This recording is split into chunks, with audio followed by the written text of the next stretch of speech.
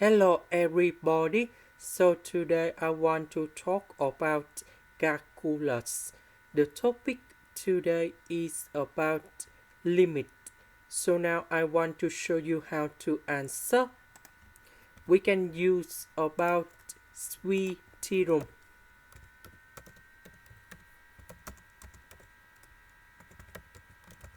So the first thing we know that the range of cosine 2023s should be from negative number 1 to positive number 1.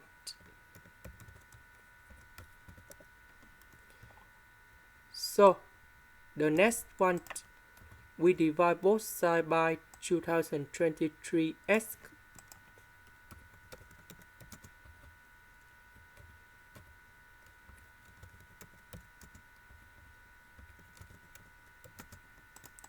Next, I will put the limit for the both sides.